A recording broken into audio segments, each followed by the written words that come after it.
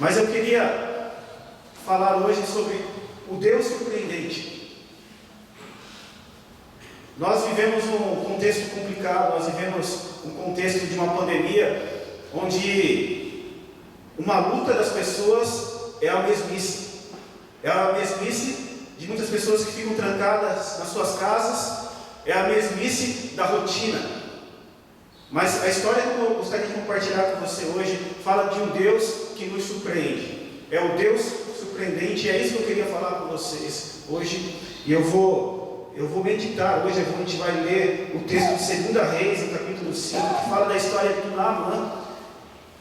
Eu vou fazer o seguinte aqui, eu não vou ler todo o texto, eu só vou ler o versículo 1, porque na medida que a gente for falando aqui sobre o texto, na medida que eu for conversando sobre ele, a gente vai passar por alguns versículos aqui, e a gente vai aprender com essa história, aprender com Deus que surpreendeu a vida de Naamã.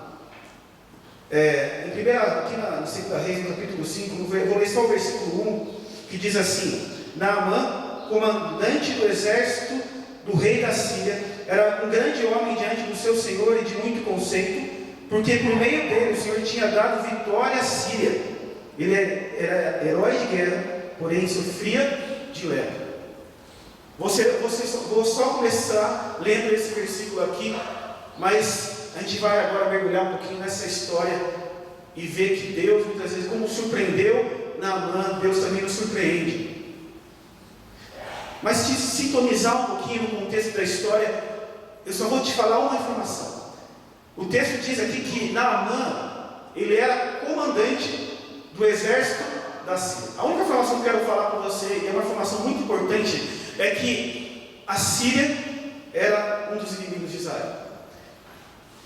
Israel estava ali, em volta ali de Israel, tinha muitos inimigos. E a Síria era um deles. Mas, como eu falei para você, essa história nos ensina como Deus, Deus nos surpreende. Essa história, ela nos ensina que Deus muitas vezes age na vida de pessoas que fogem da nossa compreensão. Essa história nos mostra como Deus surpreende através das suas ações. Eu gosto muito de um versículo no Novo Testamento que fala que Deus faz muito mais daquilo que nós imaginamos ou pensamos, e esse texto do Novo Testamento tem tudo a ver com a história daquilo que aconteceu na vida de Naamã. Naamã, te contar um detalhe da vida de Naamã. Naamã aqui, ele era um homem comandante, ele era um comandante, era um homem que tinha um status, era um homem que tinha poder, era um homem, por ser comandante, ele era um homem respeitado, um homem admirado. Era um homem que tinha o respeito das pessoas. Como diz aqui, eu li no versículo, Naamã, comandante do exército, era grande homem diante do seu senhor e de muito conceito. Mas aí que entra um detalhe na história. Porque a narrativa fala que ele, porém, era leproso. Aí entra na história o porém. Na história daquele homem que tinha admiração das pessoas.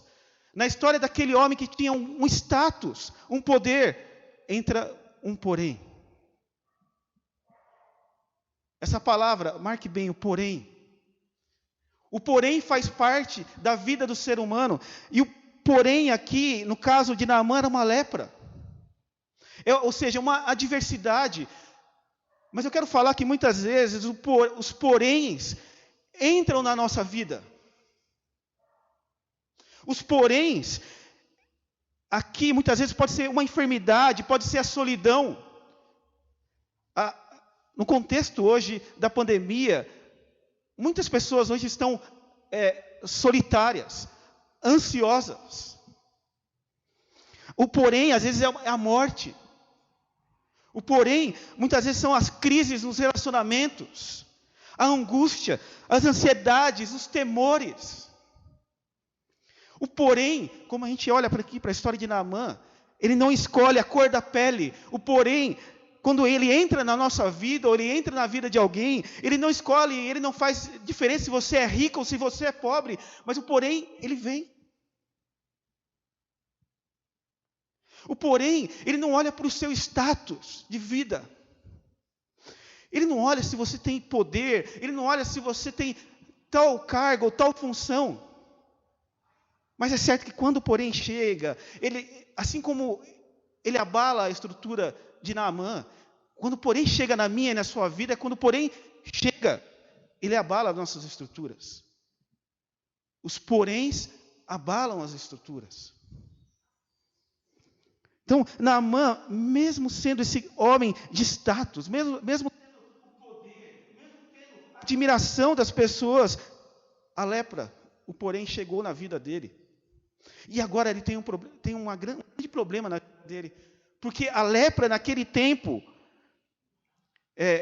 era uma doença contagiosa, a lepra. E ela era um problema porque alguém leproso, ele poderia ser deixado de lado, o leproso poderia ser esquecido, o leproso poderia ser rejeitado pela sociedade. Se você pegar a história de Israel, lá em Levítico, capítulo 13, dos versículos 1 e 59, é um texto que vai tratar do problema da lepra no povo. E lá fala que um leproso, ele podia ser afastado da comunhão da comunidade. E caso ele não fosse recuperado, ele poderia ser excluído da sociedade. O leproso, naquele tempo, ele era um excluído da sociedade. E Naamã, aquele homem que tinha o status, aquele homem que tinha o poder, a admiração, quando chegou o porém, quando chegou a lepra na história dele, na narrativa de vida dele, tudo isso estava ameaçado. O porém faz isso na nossa vida. O porém faz isso na nossa história da nossa vida. E no versículo 2 e 3 diz assim que saíram as tropas da Síria e de Israel e levaram uma menina que ficou ao serviço da mulher de Naamã. Disse ela à sua senhora, a menina: tomara o meu senhor estivesse diante do profeta que está em Samaria, ele o restauraria da sua lepra. Aqui entra na história, se você começa a ler o texto, entra na história uma menina israelita, uma menina judia. Só nesse texto a menção, nesse versículo dessa menina, mas essa menina tem uma lição profunda no texto. Porque, como falei, ela agora aqui é uma escrava da invasão da Síria, aonde essa menina nova foi feita escrava, levada como escrava. Aquela menina, possivelmente agora como escrava, ela não teria mais a sua infância. Ela não teria mais liberdade. Provavelmente, ela não veria mais os seus pais, ou, quem sabe, os pais poderiam ter até mortos. Mas a menina nos surpreende nessa história, porque, diante desse contexto, dessa maldade em cima da vida dela, ela poderia não ajudar Naamã. Mas se você olhar para o versículo 2 e 3 aqui, ela ajuda Naamã. Ela vê e ela sabe que Naamã está com lepra, e ela indica: eu conheço um homem que pode te ajudar nisso. Essa menina, ela só aparece no versículo 2 e 3. Só há uma menção dela, mas ela nos ensina uma lição importante.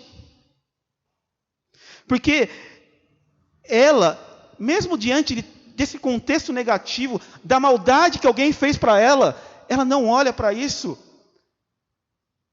Mas ela tem o intuito de abençoar a vida de Naamã. Ela não guardou mágoa, ela não guardou ressentimentos. Na verdade, ela perdoou e ela até indicou: o profeta Eliseu é esse que vai te mostrar, é esse que vai trazer cura. E isso tem uma lição profunda para nós, porque como que você reagiria no lugar daquela menina? Como você Você que tinha sua vida em Israel, você que tinha seus pais, você que tinha sua casa, você não tem mais nada disso. Você é levado escravo agora. Como que você agiria? Você pagaria o mal com o mal? Você trataria mal Naamã? Mas de repente, eu quero transmitir isso para a nossa vida. Como que você age quando alguém age com estupidez com você? Como que você age quando alguém te trata mal? De repente, é um chefe que te trata mal.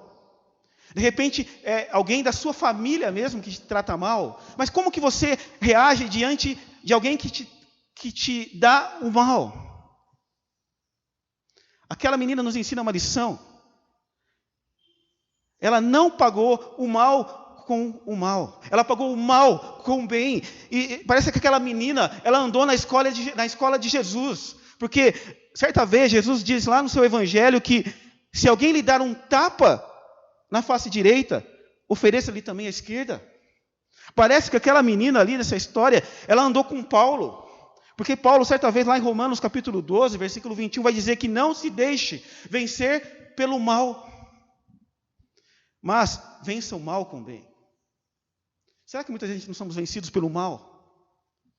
Nós pagamos o mal com o mal, mas aquela menina nos ensina que nós devemos pagar o mal com o bem. Mas eu queria voltar aqui para a história de Naamã, porque, como eu falei, essa história é a história do Deus que nos surpreende, é a história que Deus surpreende Naamã. E aqui a gente vê que Naamã é abençoado por uma menina judia.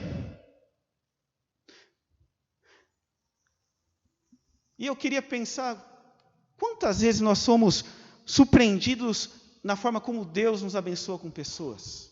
Com certeza você tem uma história de alguém que te surpreendeu, uma pessoa que te abençoou.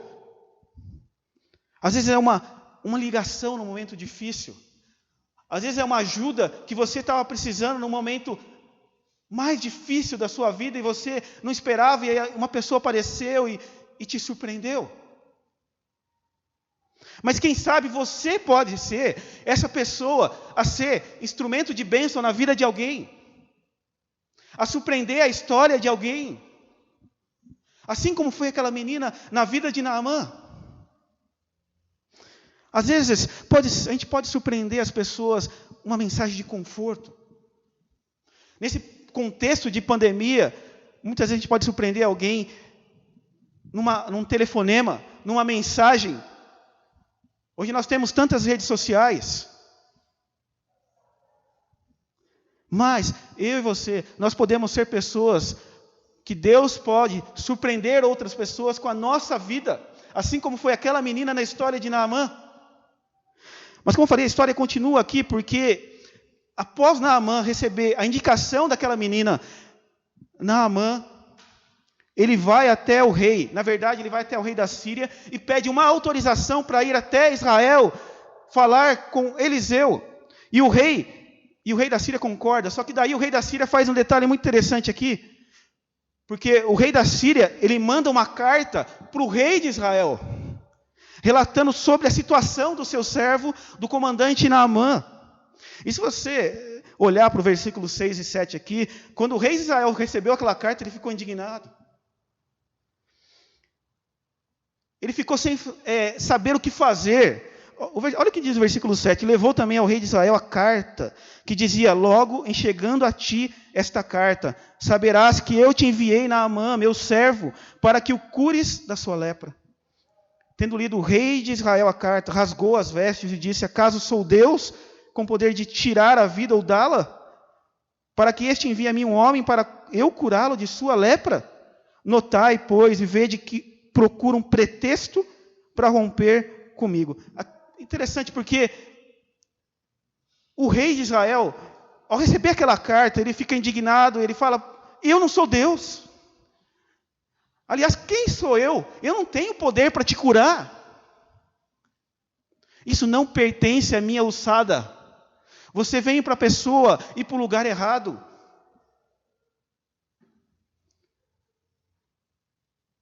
Mas também Naamã pensou também, ou se não, pode ser um pretexto para me atacar. Mas o certo é que a carta foi enviada para a pessoa e para o lugar errado.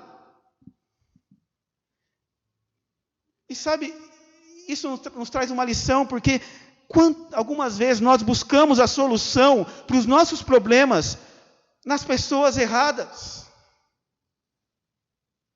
Nós buscamos a solução, ou o refrigério para as nossas aflições, nos lugares, nas coisas erradas. E sabe qual a conclusão que nós chegamos? Assim como acontece, aquela carta enviada para o rei de Israel e o problema de Naamã não é resolvido. É a mesma coisa que acontece com a gente. Quando nós buscamos nas pessoas, nos objetos, nos lugares errados, a solução para os nossos problemas, o alívio para as nossas aflições, no final a gente chega à conclusão que eles não são aliviados, eles não são resolvidos, porque não podem trazer a solução. Sabe, às vezes a gente tem uma facilidade de confiar nos amigos, a gente acha que é o dinheiro que vai dar a solução, é o meu trabalho, ou até a religião vai dar a solução para os meus problemas. Mas nós chegamos à conclusão que não. A solução só se encontra em um lugar, na verdade em uma pessoa, em Deus. Sabe, muitas vezes as pessoas, e quem sabe você está me ouvindo aqui, as pessoas confiam muitas vezes e acham que as reformas políticas, vai resolver. As técnicas psicológicas, psicoterapeutas, e eu não tenho nada contra aqui, mas a gente confia nisso e acha, aqui está a solução para o meu problema. E você chega à conclusão que também não resolve. Muitas vezes a gente acha que a solução está no avanço da tecnologia, no avanço da medicina. Legal, isso tem benefícios, mas não resolve o problema também.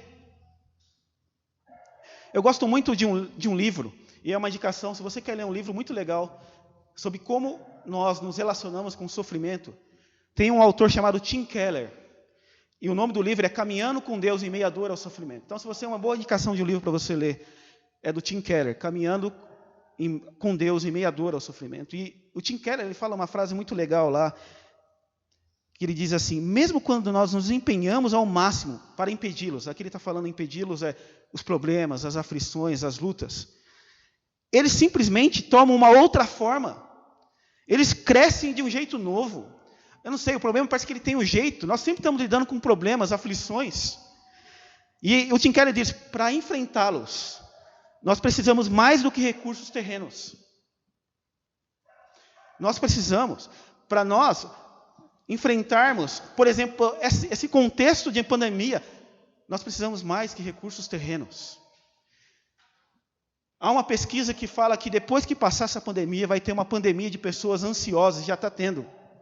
Pessoas ansiosas, pessoas depressivas, porque de repente perdeu o emprego, e não acha o emprego agora, porque a economia está afetada. Pessoas depressivas porque perderam um parente e não conseguiu se despedir.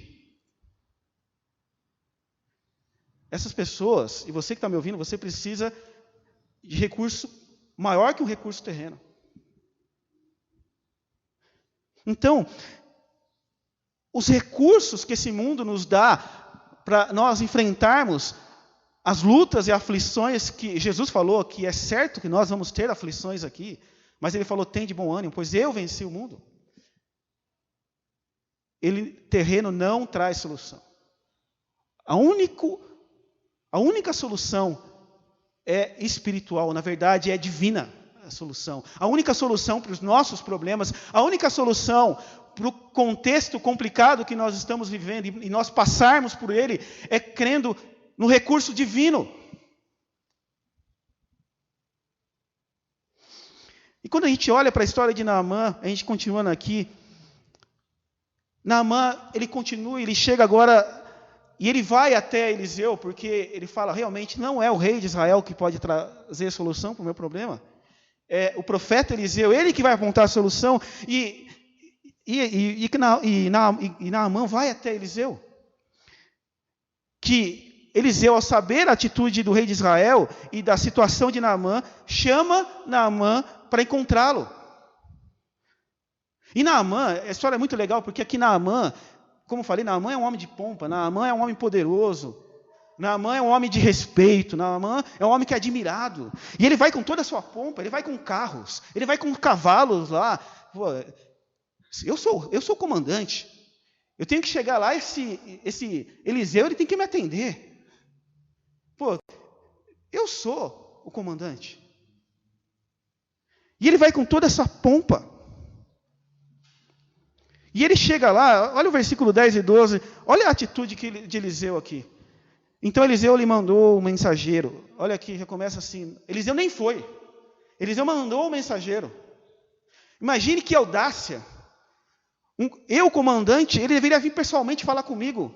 Mas Eliseu manda um mensageiro e ele diz assim: vai, lava 7 vezes no Jordão e a tua carne será restaurada e ficarás limpo.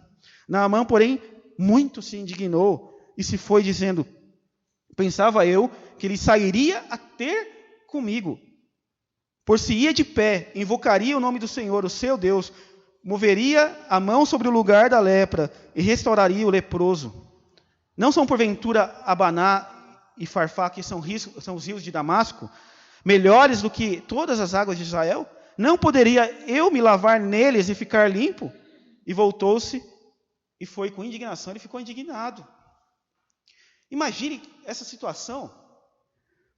Naamã era um homem soberbo, era um homem arrogante, não é à toa que ele leva, para impressionar Eliseu, ele leva carros, ele leva cavalos, ele leva uma parte do seu exército lá. E o mínimo que ele esperava da parte de Eliseu é que ele fosse atendê-lo, é que fosse falar pessoalmente com ele. Mas Eliseu, como a gente viu aqui, Eliseu não vai falar, ele manda um mensageiro. Imagine na mente de Naamã. O mínimo que Eliseu tinha que fazer é vir aqui pessoalmente, orar por mim. E não fazer um pedido estranho de ir num tal de Rio Jordão e me lavar 7 vezes. Ele tinha que vir aqui e me atender pessoalmente, orar por mim e curar. Agora ele não vem e ainda manda eu fazer um pedido esquisito de ir lá me lavar 7 vezes no Rio Jordão. Que, aliás, o Rio Jordão, que ele me mandasse para as águas de Damasco, que são mais limpas. Não, ele manda para o Rio de Jordão.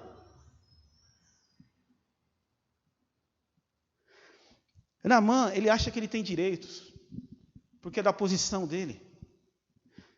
Quantas vezes nós nos parecemos com Naamã? Quando os problemas aparecem, parece que nós muitas vezes achamos que Deus tem que fazer coisas espantosas. Parece que Deus tem que mover o mundo por nossa causa. Mas muitas vezes, sabe, Deus ele age no simples. Deus ele age no concreto na nossa vida. A gente quer, às vezes, que Deus haja e nos responda do nosso tempo. Tem que ser no nosso tempo, não no tempo dele. Nós temos dificuldade, nós temos muita facilidade com o sim de Deus, porque o sim é sempre do nosso jeito, né? Quando nós oramos e a coisa acontece como a gente quer, beleza, legal. Mas nós temos dificuldade muitas vezes com o não de Deus.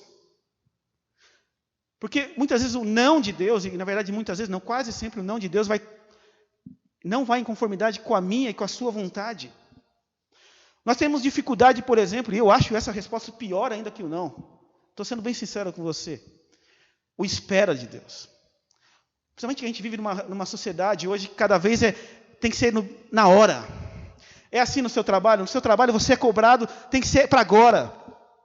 E essa é a velocidade da nossa sociedade. E Deus tem que ser assim. Deus tem que responder no meu tempo e tem que ser já. E eu tenho dificuldade com espera.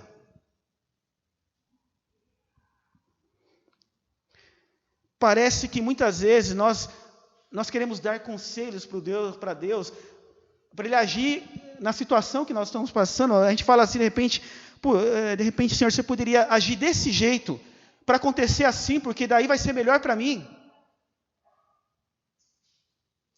Nós muitas vezes damos opinião para Deus. Mas, quando a gente olha para a história de Naamã, mesmo com toda a pompa de Naamã, mesmo ele querendo que fosse do jeito dele, Deus não age do jeito de Naamã, Deus não age conforme a vontade de Naamã, porque Deus, na verdade, Ele age conforme a sua vontade, a vontade de Deus que é soberana, a vontade de Deus que está acima da minha e da sua vontade.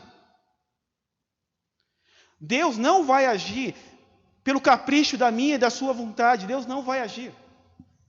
Porque a vontade dEle é que tem que prevalecer, mas eu gosto muito de um texto, Romanos capítulo 12, versículo 2, no finalzinho do versículo 2, que ele vai falar que a vontade de Deus, ela é perfeita, boa e agradável. Mesmo que eu não compreenda, mesmo que eu não entenda a vontade de Deus, mesmo que a vontade de Deus não seja conforme a minha vontade. O livro aqui, a palavra de Deus fala que a vontade dele é boa, perfeita e agradável. A vontade de Deus é boa para você. Por mais que você ache que não. Mas Deus sempre quer coisas boas. Lembra quando Jesus fala que o Pai não nos dá coisas ruins? Ele compara que nós, o pai humano, eu não sou pai ainda, mas você que é pai, você sempre quer bem, quer dar coisas boas para os seus filhos. Mas você sabe que você é um pai humano, você é falho. Mas Jesus fala que o Pai do céu, o Pai perfeito, ele não dá coisas ruins para os seus filhos, porque a vontade dele é perfeita, é boa. A vontade dele é perfeita, não tem erros. Muitas vezes a minha vontade, ela tem erros. Muitas vezes quando eu ajo conforme a minha vontade, eu vou ver lá na frente que eu me compliquei, porque eu tomei a decisão. Mas a vontade de Deus é boa, perfeita e agradável, e Naamã, ele aprendeu isso. Naamã, depois que ele fica indignado, o texto parece que diz que ele saiu. Ele estava querendo ir embora. Mas aí os próprios soldados deles voltaram para Naamã, na volta. Pensa bem. O que custa você atender aquele pedido daquele homem? E Naamã voltou. E Naamã, ele vai lá e até Eliseu. E Eliseu ora por ele e ele é curado. Uma coisa acontece na vida de Naamã. Se você olhar para o versículo 15, Naamã, ele fala que não há Deus, na verdade no versículo 11, Naamã, ele se refere ao Deus de Israel, mas não é o Deus dele. No versículo 11, Naamã fala que o Deus de Israel não é o Deus dele. Mas parece que aquela lepra foi um instrumento na vida de Naamã, porque no versículo 15, olha o que acontece agora com aquele Naamã que falou no versículo 11 que o Deus de Israel não é o Deus dele. Ele fala assim agora que não há Deus a não ser em Israel. Naamã agora reconhece que o Deus de Israel é o Deus dele. Toda aquela situação que aquela menina sendo instrumento de Deus na vida dele, aquele pedido surpreendente de Eliseu, contribuiu para Deus ser revelado na vida de Naamã. E agora, aquele homem que não reconhecia que o Deus de Israel era o Deus dele, agora o Deus de Israel é o Deus de Naamã. E no versículo 17 ainda diz assim, a adoração de Naamã agora é colocada no lugar certo. Porque o homem que antes adorava e sacrificava para ídolos, agora sacrifica para o Deus de Israel. Assim, que nunca mais oferecerá holocausto nem sacrifícios a outros deuses, a não ser o Senhor. A lepra parece que foi um instrumento de transformar o coração de Naamã. Aquele porém na vida dele foi o meio de transformar a relação de Naamã com Deus de Israel. Aquela lepra, aquele porém, foi um modo de normalizar a adoração de Naamã. Colocar a adoração, o coração de Naamã no lugar certo, na pessoa certa. O que eu quero terminar aqui é que o porém, muitas vezes na nossa vida, ele é um instrumento, muitas vezes, para corrigir a nossa relação com Deus. Diversas passagens na Bíblia você vai ver que muitas vezes Deus permite que coisas aconteçam na minha e na sua vida Porque Deus quer se tornar mais próximo de mim e de você. Ou, muitas vezes, Deus permite que coisas aconteçam na minha vida, na sua vida, porque, de repente, a nossa adoração está dividida.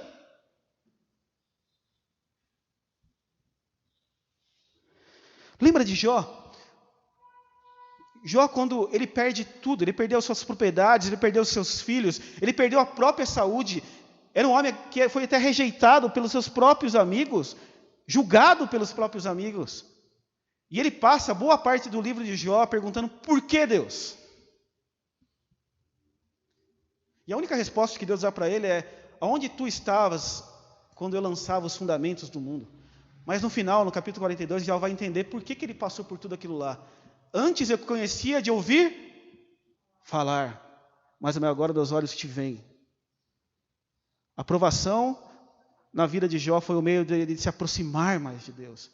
A aprovação na vida de Naamã foi o meio de ele se aproximar do Deus de Israel, mas um meio também de acertar a adoração no coração de Naamã. Ele precisava deixar outros deuses e adorar o único Deus, o Deus de Israel. Muitas vezes os poréns têm esse objetivo na minha e na sua vida. Por mais difícil que sejam. Os poréns, as aflições, as dificuldades são permitidas por Deus para, muitas vezes, moldar o meu e o seu caráter. Trabalhar na minha e na sua vida, na minha relação com Deus. Aprofundar a nossa relação com Deus. Muitas vezes as provações são o meio de Deus mostrar os ídolos que estão no meu e no seu coração. Porque muitas vezes nós agimos mal com os poréns na vida, porque muitas vezes revela um coração que está muito preso ainda a esse mundo aqui. Eu gosto muito de um texto de Mateus capítulo 6, quando Mateus vai falar da ansiedade. Ele fala: não andeis ansiosos.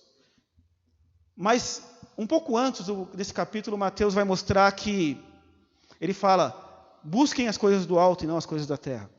E ele continua: aonde está teu coração, lá está o seu tesouro. Onde está o seu tesouro, lá está o seu coração. E ele fala: não podeis servir ao dinheiro nem ao mamon. O que Jesus quer mostrar? Que muitas vezes nós angustiamos porque o nosso coração está preso aqui ainda. E Deus quer acertar isso na minha e na sua vida. E muitas vezes Deus permite essas situações para que Ele nos surpreenda.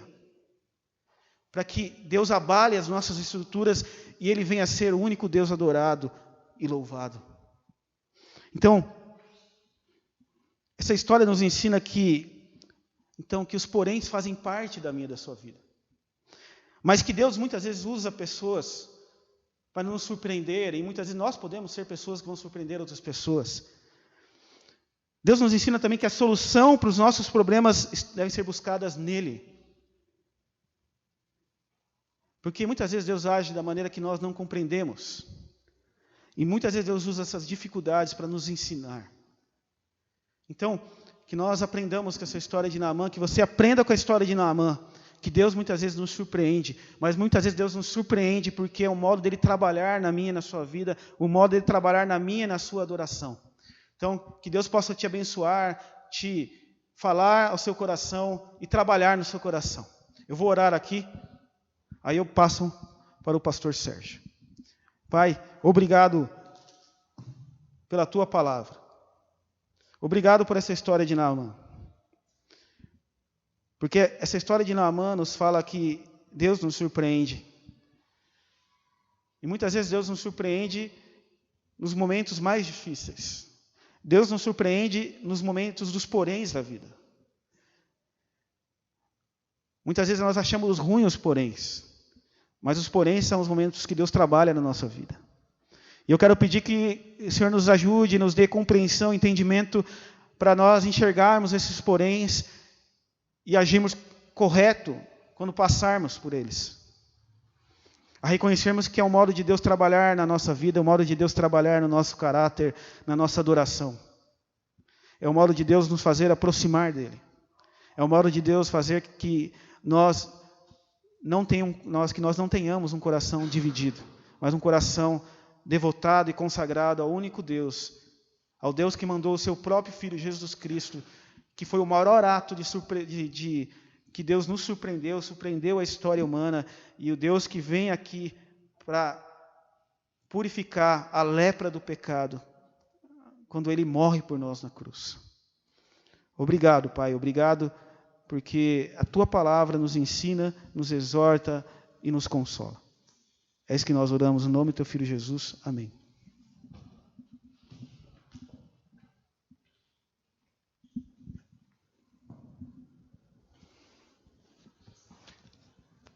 Obrigado, William. Deus continue abençoando. E essa história nos ensina profundamente. Às vezes a nossa prepotência, na nossa altivez, nós queremos que as coisas aconteçam do nosso jeito. E Naamã aprendeu uma grande lição, né? E às vezes nós queremos fazer as coisas para Deus no nosso tempo, do nosso jeito, quando nós acharmos, né? E eu estou me lembrando aqui da história do Dr. John MacArthur, conta no seu livro Nossa Suficiência em Cristo, quando ele fala do médico de descendência judaica que trabalhava numa clínica de aborto. Eles tinham tido um lucro absurdo fazendo abortos naquele ano. E ele dizia para o Dr. John MacArthur, pastor John MacArthur, que se a mulher tivesse uma justificativa, fazia aborto. Se não tivesse, eles arrumavam uma para fazer o aborto. E aí John MacArthur deu para ele uma Bíblia aberta no livro de João, o Evangelho de João, e falou: leia esse livro, esse é o Evangelho de João. Se porventura você encontrar a Cristo, você volta. Depois de alguns dias, aquele homem voltou, colocou a Bíblia e deu um brado lá, dizendo: eu encontrei a Cristo. MacArthur pergunta: onde? Ele falou: aqui, você não mandou ler Evangelho de João? Eu li o Evangelho de João e li Hebreus também, não aguentei, li Hebreus também. Hebreus não, Romanos. E encontrei a Cristo, aqui na Bíblia. E aí começou a falar para o pastor que quando ele resolvesse a vida dele, a situação do casamento dele, que era complicada, a situação do trabalho dele, de médico, naquela área, que ele ia servir a Cristo. John MacArthur disse para ele: não, senhor, se você quiser servir a Cristo, é agora. Cristo te chama agora, do jeito que você está. Deus e Pai, louvado seja o teu nome, por esta manhã na tua casa. Louvamos-te porque o Senhor fala conosco através da tua palavra. E que nós possamos, ó Deus, nos colocar diante de ti, com confiança, sabendo que o Senhor tem algo surpreendente para fazer na nossa vida. Ajuda-nos, ó Deus, a te buscar, a te servir. E ajuda, ó Deus, aqueles que ainda não tiveram um encontro pessoal com o Senhor, que eles possam, ó Deus, se achegar a ti, do jeito que estão, agora mesmo, se rendendo aos pés de Jesus, para recebê-lo como Senhor e como Salvador das suas vidas. Não há tempo, Deus, para resolver os problemas da nossa vida sem Jesus. É preciso nos lançarmos aos seus braços para que nós encontremos solução para os problemas que nos afligem. Derrama a tua bênção, a tua graça. Cuida de nós. Abençoa-nos no restante deste dia, nesta semana que se inicia. Derrama sobre nós a tua bênção, a tua graça e o teu cuidado. Nós te agradecemos, Pai, pela vida do nosso irmão seminarista William. O Senhor tem abençoado, o Senhor tem cuidado, o Senhor tem ajudado. Muito obrigado pela sua vida e continue abençoando. Continue derramando sobre ele a tua graça, a tua misericórdia. E que ele possa, ó Deus, ter a bênção do Senhor neste ano de dificuldades, para a conclusão do seu curso de teologia ali no seminário. E que ele seja, ó Deus, alcançado pela tua graça e pela tua misericórdia. Usa o teu servo como instrumento teu para falar aos corações. E abençoa-nos, dá-nos a tua paz e a tua graça. Leva-nos em segurança e guarda-nos de todo mal, de todo perigo, sustentando e estendendo a tua mão sobre nós. Nós oramos agradecidos e confiados no nome de Jesus, o nosso Senhor e Salvador. Amém. E agora, queridos, que a graça do Senhor Jesus, o amor de Deus, o nosso Pai, e a comunhão do Espírito Santo esteja com cada um de vocês, com o povo de Deus espalhado agora e para sempre. Amém. Amém.